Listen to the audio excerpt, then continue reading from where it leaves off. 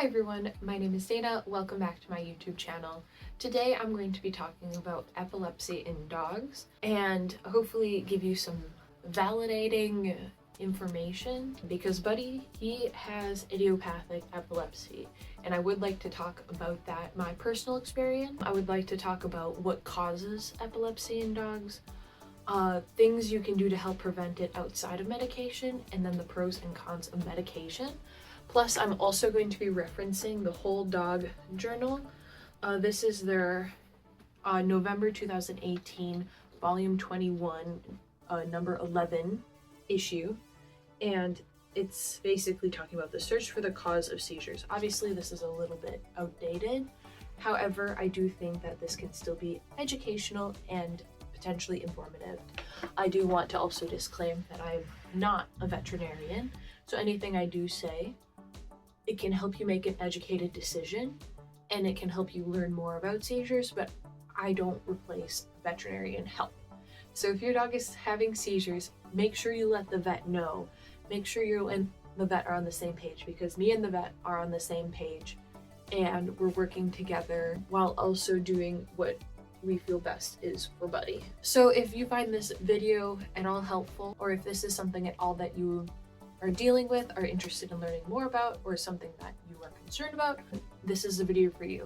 So I'm going to get started by basically talking about my personal experience with Buddy's seizures. So we believe, are sleep-induced. Basically, when he's going into REM sleep, something goes wrong and then he has a seizure instead of REM sleep. Because like I said, I'm not a vet, but basically in REM sleep, there's a lot of twitchiness and movement happening already.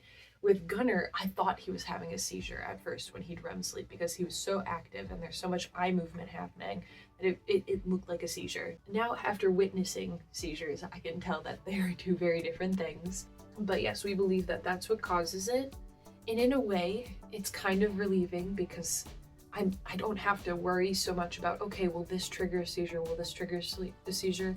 But now it's like every time I go to bed, I'm like, man, I hope Buddy doesn't have a seizure tonight, because that's a big ordeal. So the first one he had, that one was probably the worst seizure he had, because this is before I started taking steps to include more seizure prevention stuff in his diet. I'm going to say right now, he is not on medication yet, and I will explain my reasoning why in the future portion of this video. But yes, his first one was grand mal, and I was asleep for most of it, but I woke up to him panting. He had pooped his pants and peed his pants, and he couldn't move his legs. I'm pretty sure he couldn't see. He didn't know who he was. He was very confused and disoriented. And that first seizure, I probably went through all 5 stages of grief right in that moment, because it's like, once that happens, it just feels like your dog is a ticking time bomb. And this was before we figured out that it's probably sleep-induced. Like I said, with idiopathic epilepsy, there's like no real reason right now as to why dogs get it, but he's only had it while he's been sleeping, and he's had 3 seizures. So the odds are he probably is sleep-induced, and I'm hoping honestly that it is just sleep-induced. But yeah, so I went through all the stages of grief, and I ended up, once he was back to normal, I put him in his crate because I was like, okay, if he has another one, it will wake me up if he's in his crate. But every time he'd move, I would get up and be like, oh my gosh, he's having another seizure. So the second one he had wasn't as bad because I was slowly introducing more things to his diet. And I do want to, either, his seizures are just getting better, like they're not getting as bad, but this very much happened out of nowhere. Like, he's very healthy. This is the healthiest he's probably ever been. When I got him, he was very obese. He came to me with Lyme's disease, and he's a poorly bred dog, so he has a lot of things stacked up against him. So you'd think he would be having seizures then and not now. His blood work is fine. He doesn't have any of the stuff. We don't think it's anything tumor-wise. However, I am very apprehensive to have him put under because he is an older border collie. so he has not been x-rayed, but the consistency of his seizures have not been frequent enough where the vets do think right now it is just idiopathic epilepsy, and they do understand the border collie breed and the MDR1 gene. So, and with him being older, we're making educated and informative decisions based off of his safety, because every seizure he has, he does come back to normal. It takes him a little while because he's exhausted from it, because he gets overheated and he's panting, he's thirsty, and he misses out on a big chunk of sleep then. But by the end of today, you won't even know that he has had a seizure. Honestly, after he had his first one, I swear he was happier and more playful, which is really weird. I thought he'd be like shell-shocked, but by day 2, it was like he was more coordinated. I don't know why, but yeah, that was something that was kind of weird, and it's one of those things that kind of surprised me. Obviously, it's not good that he's having them, but ultimately, he's still himself afterwards. That's the main thing too right now that I'm really keeping an eye on, because if he ever is long-term affected, then it'd be like, okay, we got to do something about this. But he has a seizure, he's panting, he's whatever, and then you can see he remembers who he is. The confusion goes away, and he goes, oh, that's right, I'm Buddy. The second one wasn't as bad, and Ammo actually woke me up at the start of it. It didn't even last a minute. Basically, he had a grand mal, and then what happens afterwards is I think he's done seizing, but then he has a localized seizure where basically it looks like he's falling asleep over and over and over again. He'll sit up, and then he'll sit up, and he'll do that a couple of times before he starts panting, and that panting is when I know he's done seizing. The second time, he definitely was more, he was able to rebound quicker, but that confusion definitely was more difficult because he regained function of his legs quicker. So that one was a little bit more scary for me, because he was walking around this room and he had no idea who he was. He had no idea who the dogs were. Luckily, I mean, he's still himself, but you could see like he'd pace around and then he'd walk up to Ammo like, who the heck are you? And Ammo was very concerned for him. That's one thing that I'm glad they're all friends, because I know this can bring out aggression in dogs that are witnessing a seizure, because they're like, what the heck are you doing? That is not the case. Both times Ammo and Gunner have woken me up. Because they sleep on the bed, he doesn't know how to get on the bed. So they'll poke me or bonk me or something to get me awake if I don't wake up for his seizure. So then that time I was like, okay, I need to separate him, but I don't want him pacing around everywhere and then hurting himself on the slippery floor. So I tried putting him in his crate, which was a mistake because he didn't know who he was. He forgot his crate training. So he was biting at the door. I said, okay, never mind, get out of there. And then I ended up taking him to the bathroom, because we do have a bigger bathroom, but there's not a whole lot of stuff he can trip over or get into. And I just let him kind of pace around in there for a little while, and then he was back to normal. Like, you could just see it. Suddenly it's like his eyes are vacant, and then suddenly his soul comes back almost, and he goes, oh, Dana, hey, where am I? What's going on? This is so weird. And when you see that, then you can, it's fine then. He still obviously is stressed after that, and he'll pace around a little bit just because he's like, oh my gosh, what is happening to me? I feel like. But once that's the case, he comes back in here, he'll lay down, he might be panting a little while, he might get up and adjust a little bit, do like a pace around the room, but then, he's good. And this last one was probably the littlest seizure he had, and I have him on a bunch of supplements now, which obviously helps, but I do want to change the food I'm giving him. Right now, all of them are on Diamond Naturals, all walks of life, and then the boys get a cup of that and then a cup of Diamond Maintenance. So I want to see, there's a Purina Pro plan that is specifically for like neurological stuff. However, that is much more expensive, which I'm kind of didn't want, because in today's economy, that does make it more difficult. However, obviously he is a priority, and with me being a business, I can write it off too, which helps. But it's one of those things that border collies are so sensitive to changes in diet, like even getting him on all the supplements he's on, which I do think have helped since he has had seizures. Each one has gotten progressively easier on him. The last one he had, he didn't pee his pants. He didn't poop his pants. He just was foaming a lot because of the panting, and that wasn't until he was a little foamy, like when he was having the seizure, but then he's panting so much afterwards. And the most difficult thing is when he's that confused, he doesn't know to drink water.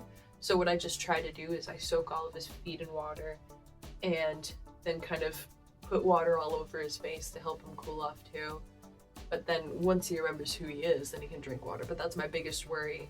I need to honestly get some honey down here, because that's the one thing. My room is probably like the farthest point from the kitchen. Like I'm on the far side of my house. I have to walk down a hallway, up the stairs, into the breezeway, up the stairs, into the upstairs, and then walk in the hallway, and then there's the kitchen where the honey is. I feel like in the future, just to be prepared, I would like to get some honey, and then you rub it on their gums. That's one thing to help them with their blood sugar afterwards, because they can get hypoglycemic.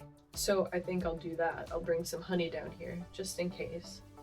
But the frequency has stayed pretty consistent.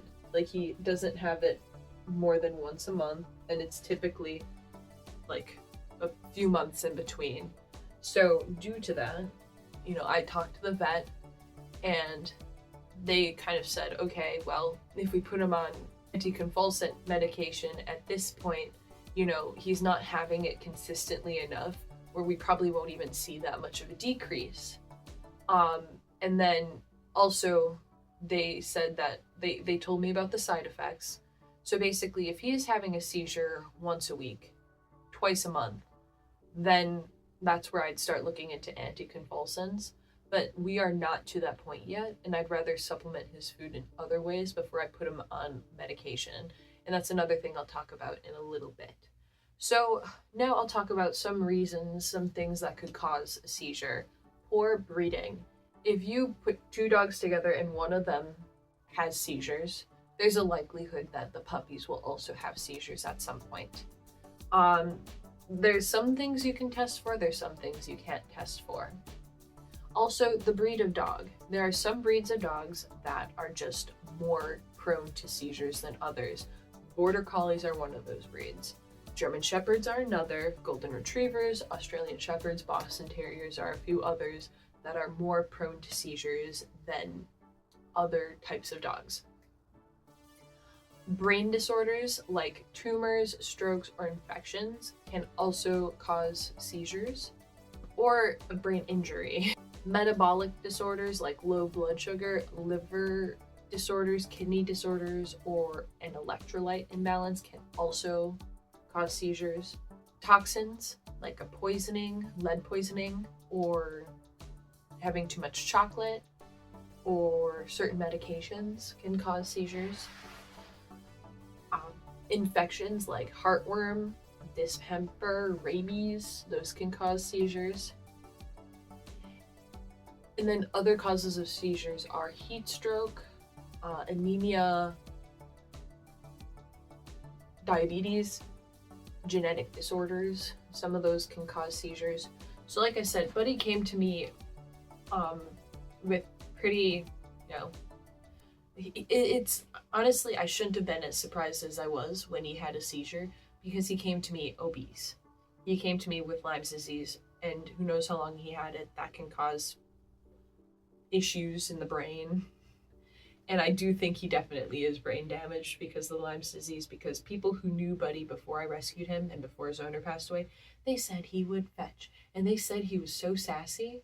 And now Buddy, he already displays a lot of like the pre-symptoms, like staring vacantly into the wall, lack of coordination, a lot of those things. And I was like, oh yeah, he's brain damaged. But I also was kind of hopeful that it was just, that's what he was used to when he was created for so long, that's all he knew. But now it really kind of does show that, there's something else probably happening. So some foods and supplements you can give your dogs that can help prevent or improve the severity of seizures would be ketogenic diets, so high fat, low carb diets. So that's kind of what I want to look into next for him, which I didn't want to do because he came to me obese, and he's pretty active, he's fairly active, but I'm just afraid that, you know, all of my hard work of getting him to a healthy weight will go away. So that's kind of why I've been beating around the bush, but that is kind of the next step. So I do want to see, maybe I'll get him on a salmon diet or a lamb diet, or I'll look at the Purina Pro Plan, whatever that diet is. I need to look into the foods though, because I really do trust the Diamond brand, and I like the price of the Diamond brand, so I want to make sure if I'm paying for something more expensive that it isn't going to hurt my dog. Omega-3 fatty acids are another one that are good for seizures and can help with the strain on the dog's brain. And if you watch my Let's Feed My Dogs video, that was me just adding a few supplements, and almost every single one has omega-3s in it. And this is something I've been slowly adding to their diet. And I really do think that a lot of the credit as to why the seizures have gotten less severe is because of that. Because I don't think it's something that would naturally just change. It doesn't make sense that his first seizure would have been the strongest. I feel like typically they start out weaker and then progress to get stronger. So I do want to credit my stuff that I have been doing to making it less bad for him. Allegedly, CBD oil can also help with seizures by helping a dog just be more relaxed and kind of calming down their nervous system and everything. There have been some studies that have proven it, but it isn't like factual. So I'm very on the fence if that's something I'd like to add right now still, especially since, I mean, Buddy panics, but he's a pretty chill dude. All of his panic is more and I really trained that out of him. He just doesn't panic for no reason. He doesn't spiral for no reason. It's just he's a dog that wants to please his owner. If I go, Buddy, no, he goes, oh no, I'm the worst dog ever. I'm the worst dog ever. Oh, I'm so bad. And I worked with him a lot to show him that no doesn't mean the end of the world. It just means let's try again. So he's gotten a lot better about that. But he definitely is one where if he can't do the thing he was trying to do, he has to either go through it completely before correcting himself, or he kind of has to do a big loop around the room to collect himself again too. Like, there was one time he wanted to go into his crate. He saw that the crate door was shut. He had to walk into the crate, bonk his head before he goes, okay, I can't do it. Or another time, he thought I was leaving him upstairs because the door to the upstairs was open. And I go, Buddy, no. He had to go all the way upstairs into the living room before turning around and coming back downstairs. That's kind of the one thing about him that is still a struggle. He can't just stop what he's doing. He has to follow through with it or panic because of it. So maybe it would help. But like I said, I'm for just anxiety, I do think CBD is a good option. But for seizures, I don't know. I need to look more into that and talk to the vet about that. But first, I'd rather switch him to a different food before adding another thing like that to his diet. Vitamin B, magnesium, and vitamin E are also things that help alleviate the symptoms of seizures and can help make them less frequent.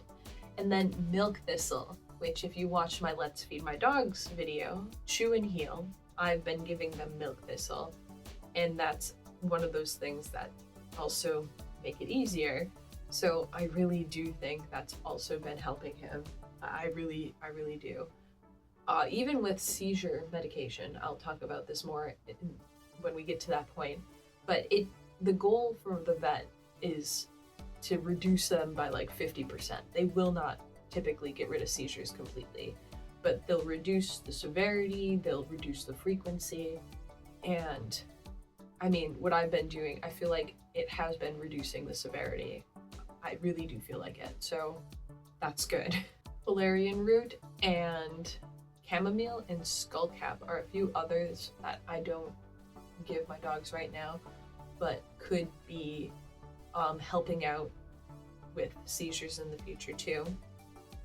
The main thing to remember is if you add these things too quickly, especially if your dog is sensitive, this could cause your dog to have more seizures. So that's why, as much as I'd love to just boom, boom, boom, boom, boom, here, anti-seizure, just, you know, big bowl of no seizure food and supplements and everything, I don't want to stress out his body and make it more difficult for him. So he's to the point where he's getting probably half his recommended dose for everything. And when he's on a full recommended dose, he might not have seizures at all. Who knows? Because he's not getting the full dosage yet. But I want to slowly ease him into it. So when we started off, it was just a little sprinkle of everything, and then slowly added more and more and more to the point of where we are. And I do like interchanging things, and that will help him when I do add something new. But still, I want to set them up for success. So now we're going to talk about the pros and cons of just general medication. I'm not going to focus on one specifically, and they are all different, so do your research on them. But the general pros and cons are, obviously, seizure medication should reduce the frequency of seizures. It is a very effective and easy long-term fix. For the most part, they're fairly cost-effective. Getting the dog diagnosed and testing to make sure it's not something else is the expensive part. The prescription is the cheaper part.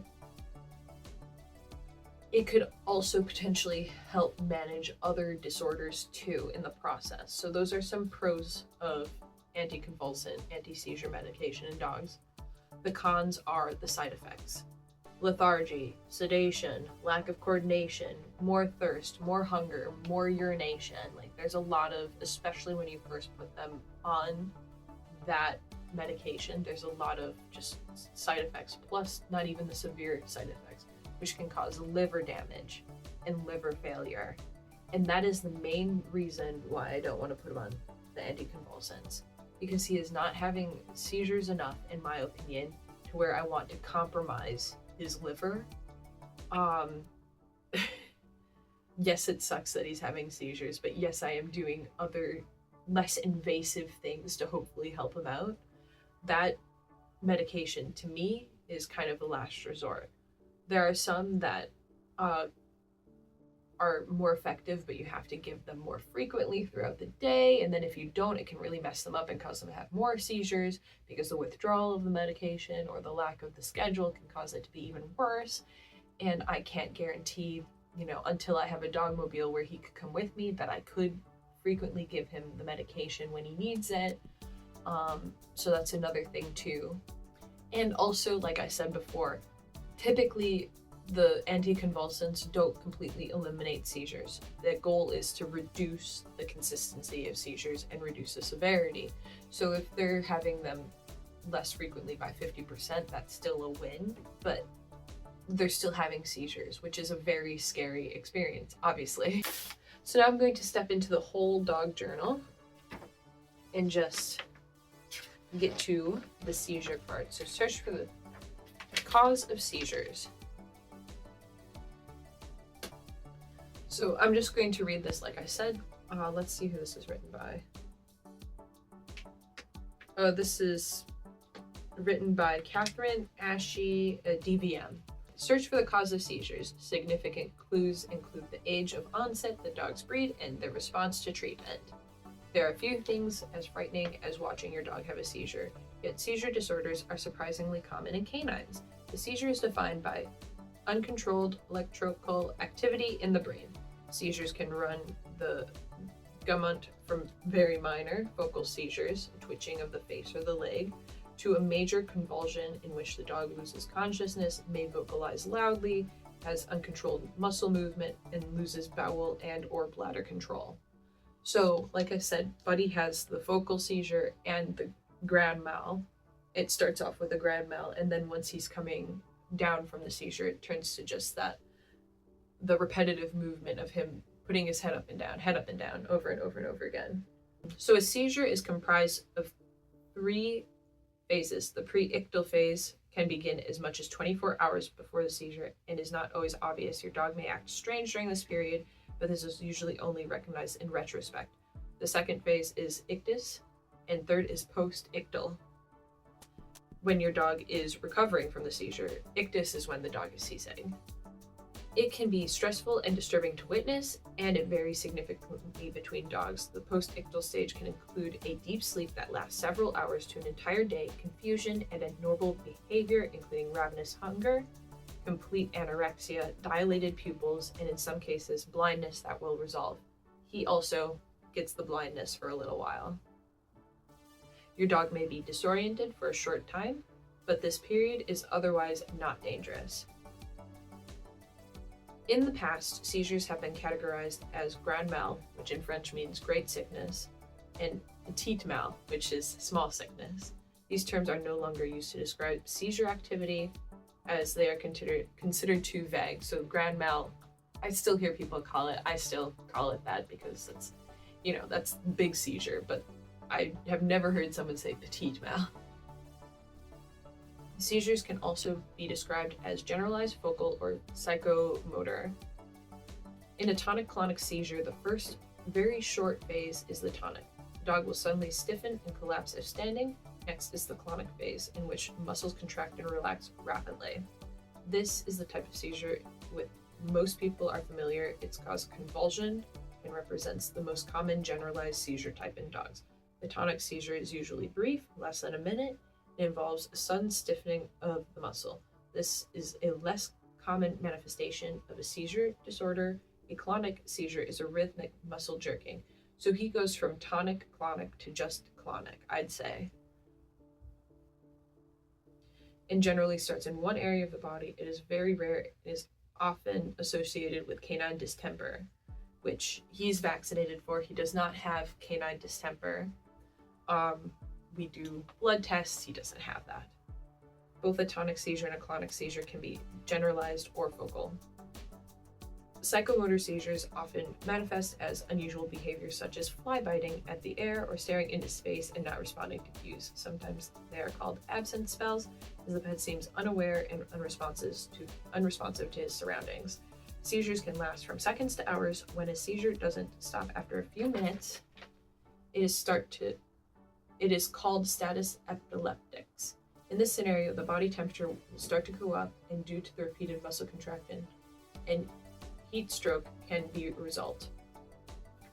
A dog's body temperature can elevate to as high as 110 degrees more if a seizure is not interrupted.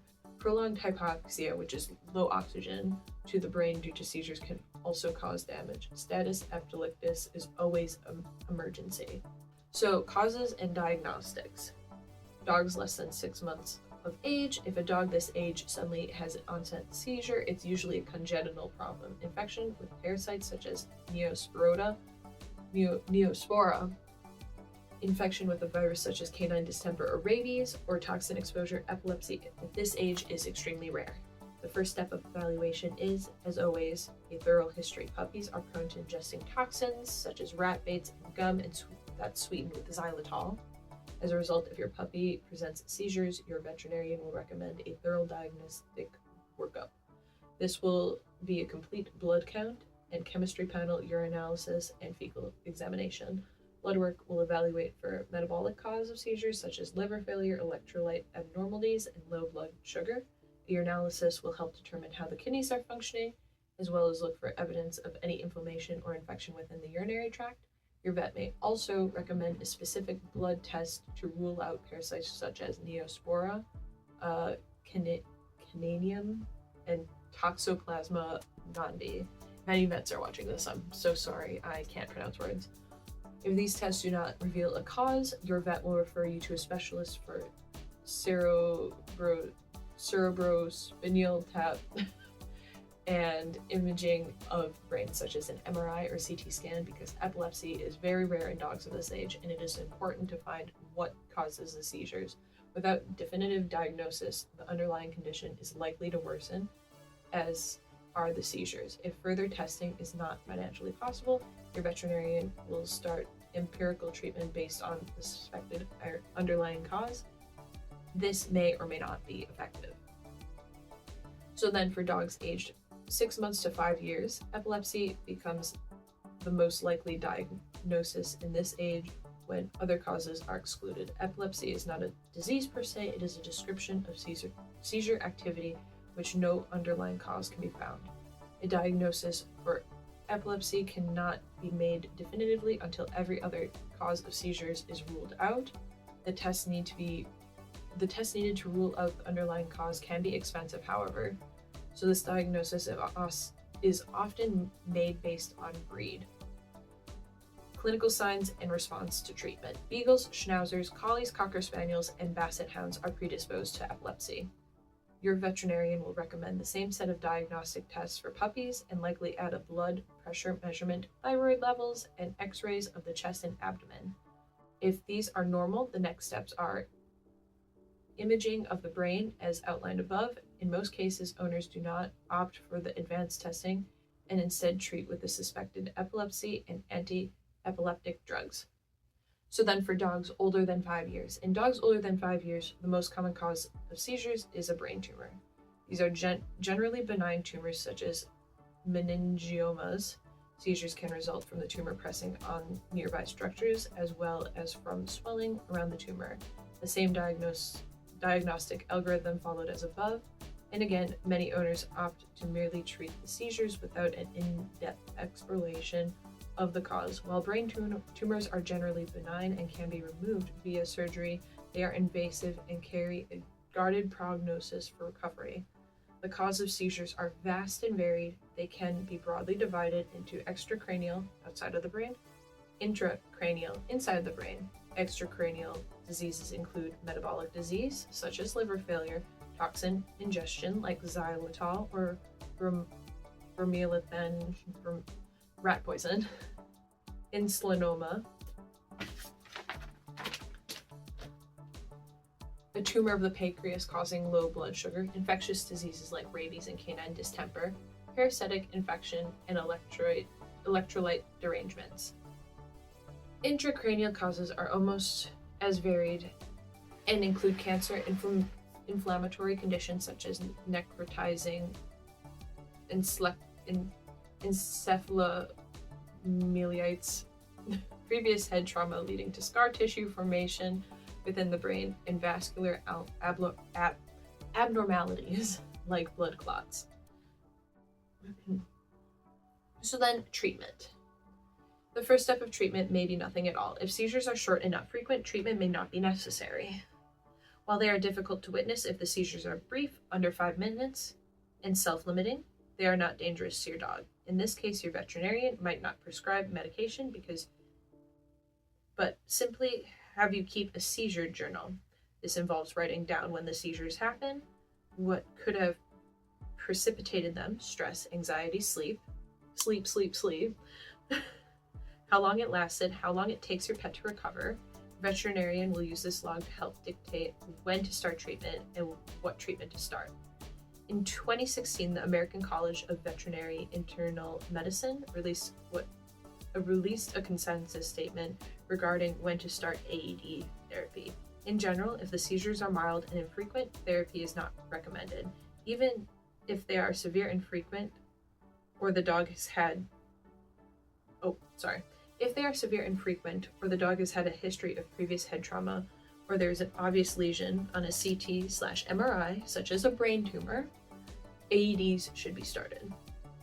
If the seizures are becoming a problem, medication is the first step. There are 4 commonly used AEDs in veterinary medicine, but more drugs are currently under study and are tentatively being used. The most commonly prescribed first-line medication is phenobarbital, although this is slowly changing. Pheno, as it is frequently called, has long been used to treat seizures in humans and animals, so the effects and side effects are well known and the drug is readily available and inexpensive. It is also very effective. Unfortunately, it does have side effects such as sedation, weight gain, panting, increased appetite, and increased liver enzymes. Phenobarbital is usually given twice a day and is a controlled substance under FDA regulations. It should not be stopped abruptly, as this can lead to more seizures. If you start administering this drug to your dog, make sure you are always prepared with refills before you run out. This will require at least a yearly examination with your veterinarian to maintain a valid client-patient relationship. Your veterinarian will also recommend monitoring of liver values and phenobarbital levels, likely on biannual or annual schedule. This will help determine the effects that the phenobarbital is having on your dog's body. It will also help assist your veterinarian in determining how much more or less phenobarbital your dog can receive. About 30% of dogs will achieve good seizure control on phenobarbital. Greater than 75% will receive a significant reduction in seizure frequency, and about 30% of dogs will require an additional drug to help control the seizures. Historically, potassium bromide has been the next drug of choice. This is changing as more and more veterinarians are becoming comfortable with and using newer AEDs. Potassium bromide also causes sedation and can be associated with pancreatitis, as well as a condition called bromsin, which is bromide toxicity, and is being used less as newer drugs replace it. The two newest AEDs are Keppra and Zongran. Keppra has been used in humans in the US for the past 10 years. It has very few known side effects and does not damage the liver. It is safe to use in patients with compromised kidney or liver function and does not generally cause drowsiness. But it requires dosing every 8 hours and can be expensive for large dogs. An extended release formulation is sometimes available and can be given twice a day. It is also less cost effective. Unfortunately, there are few studies to evaluate how well it works in canines, so Kepra's use is currently anecdotal. As time passes, there will likely be more evidence for its usage. Most generics available and a twice-ready formulation will become readily available. Zonisamide is similar to Keppra. How it works to prevent seizures is not clear. It has possible side effects of sedation, decreased appetite, ataxia. It might contribute to liver and urinary problems, although this has not been proven. It is also given twice a day. In some cases, one drug can control seizure activities. In others, multiple seizure medications are needed. Recently, a veterinary therapeutic diet was released by Purina that may improve seizure control when given with medications. This diet uses medium-chain triglycerides as the fat source. These MCTs have an anti-seizure effect and can improve control in conjunction with medical therapy. That is one of the foods I'd like to look into for him, actually. But if it's in conjunction with the medication and you can't just give it to help without the medication, then I'm out of luck. Your veterinarian may send you home with an anti-seizure medication to apply to the rectum or nostrils if your dog has a seizure. There are other less mainstream treatment options such as vagal nerve stimulator implants. These are not commonly done and only used in most refractory cases. So that's, like I said, it's a little bit of an older study, but basically that's written by a vet.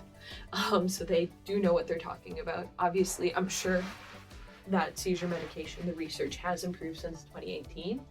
However, that kind of gives you the gist because obviously the side effects haven't changed and there's been more research into the side effects.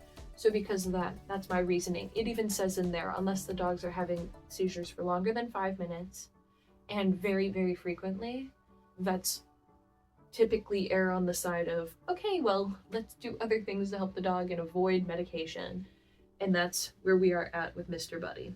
Obviously, I have opted out of MRIs as well because, like I said, where I am, there's no option for sedation. The dogs have to be put completely under.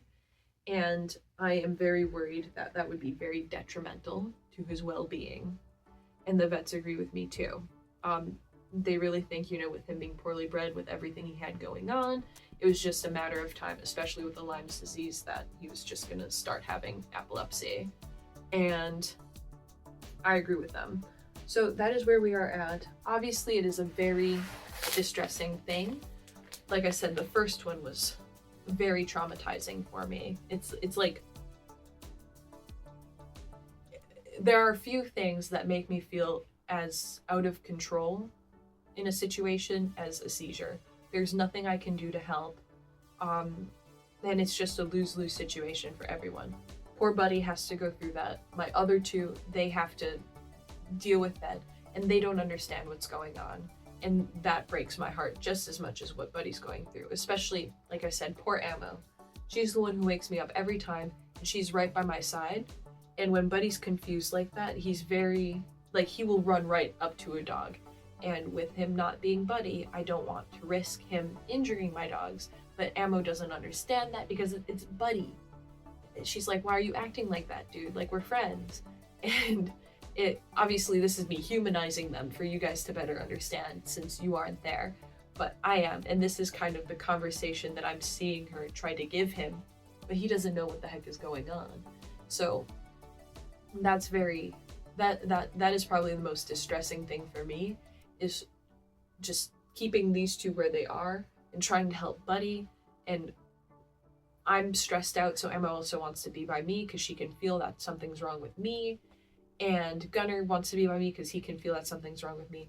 But Gunner is the kind of dog, if he feels like his pack is in danger, he will protect them. So I would hate for something to happen where he felt like he had to step in to protect Ammo because Buddy wasn't himself. He really, I mean, he sleeps on the floor, and obviously I have dog toys and a plant shelf, but other than that, there's really nothing he can injure himself on. So, I mean, he's never bit his tongue even. He's very soft mouth. So that's one of his saving graces, is he can't really bite his tongue. But it has been a challenge. Like I said, after that first one, I thought, like, my whole life with him was over. I'm like, this dog, he's a walking dead. Like, he's a ticking time bomb. I know it's gonna happen again. And especially, like, since the other two have happened, obviously just as stressful, but I am remaining hopeful since each one has gotten easier and easier on him. Like, the first one was by far the most hard on him. So I really am hopeful that what I'm doing is, in fact, helping. And I'm going to keep on doing what I'm doing. And hopefully, you know, we can keep on decreasing the severity to the point where we can get him maybe not having them. But yeah, like I said, especially he's almost 10. Like, he's older. I'd hate to put more strain on his body with a lot of other things. And he's such a good boy. Like, I mean, this is how he is. This is Buddy. He's just, he hangs out. Right, Buddy boy? Right, Buddy? Yeah.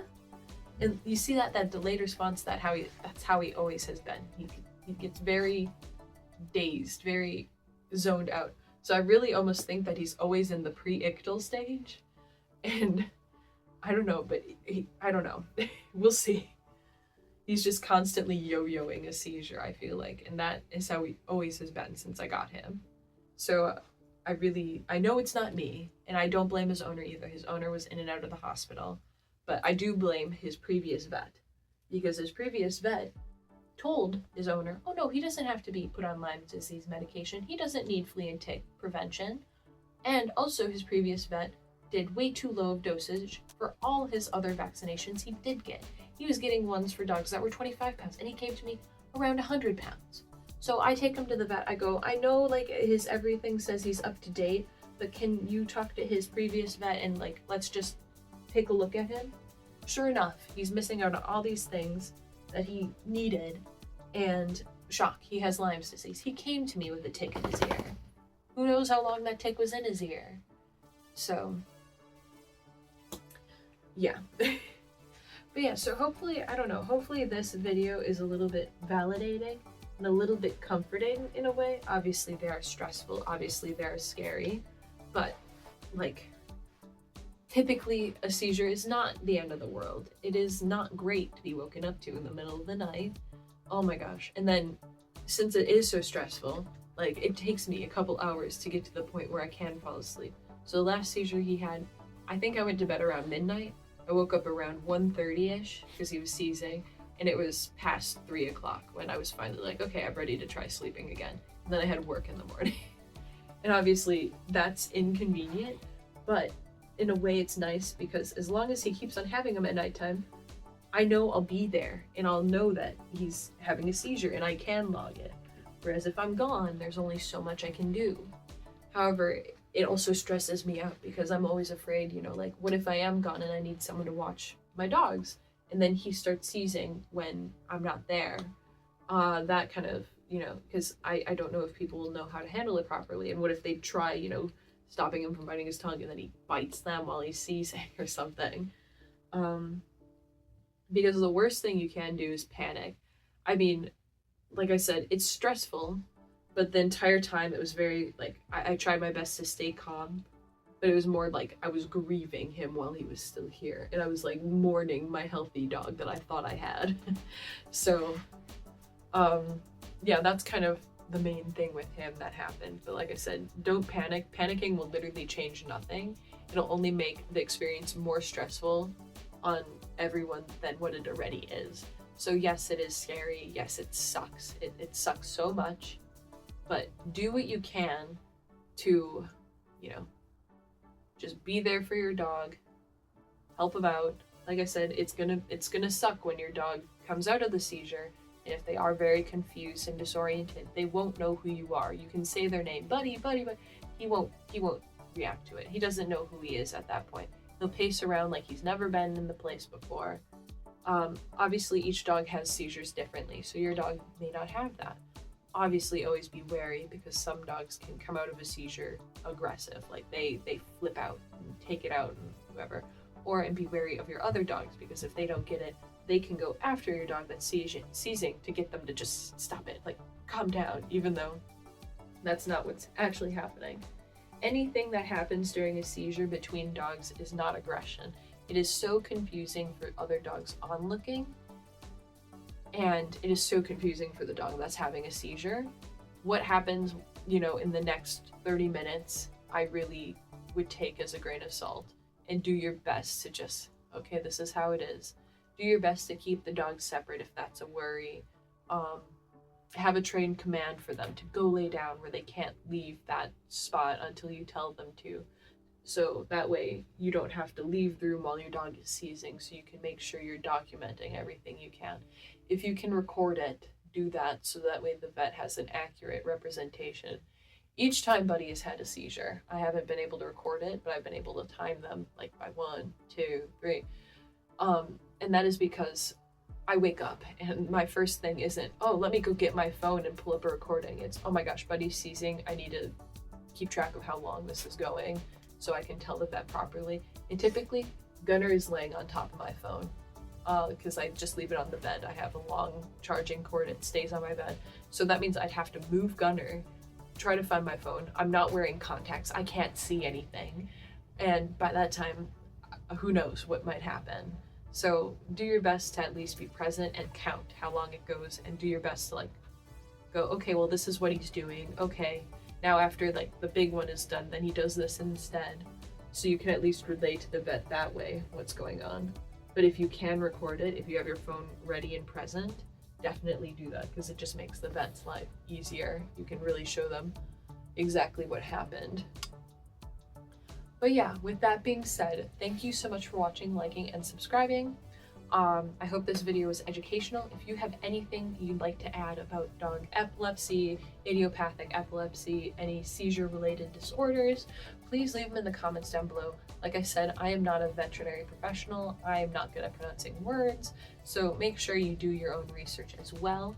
I mostly recorded this video because this is something I'm experiencing, and I can help you and inform you based off of what my experience is. But just remember, every experience is different and each dog requires different things. And just because someone is doing something for their dog doesn't mean that is what you should be doing for your dog. So you know your dog best, I know my dog's best, but hopefully this can help you make a decision for your dog if this is something you're struggling with too. And about you. With that being said, thank you so much for watching, liking, and subscribing, and I'll see you in the next video. Bye!